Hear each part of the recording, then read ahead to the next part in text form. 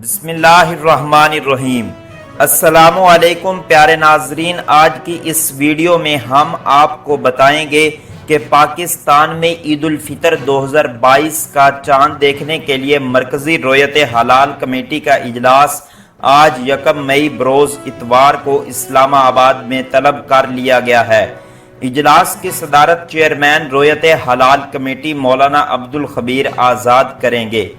تفصیلات کے مطابق رویت حلال کمیٹی کے مرکزی اجلاس کے علاوہ دیگر شہروں کراچی، لاہور، پشاور اور کوئٹہ میں بھی رویت حلال کمیٹی کے اجلاس ہوں گے، جبکہ وزارت سائنس اینڈ ٹیکنالوجی، محکمہ موسمیات اور اسپارکو کے نمائندے بھی اس اجلاس میں شریک ہوں گے۔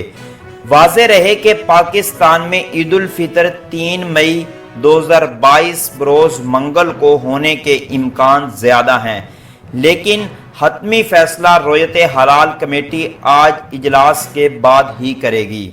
ناظرین، اگر آپ کو ویڈیو اچھی لگی ہے تو ویڈیو کو لائک کریں اور مزید اس طرح کی ویڈیوز دیکھنے کے لیے اس چینل کو سبسکرائب کر کے بیل آئیکن کو ضرور پریس کر لیں تاکہ آپ کے پاس ہر ویڈیو کا نوٹیفیکیشن بر وقت پہنچتا رہے۔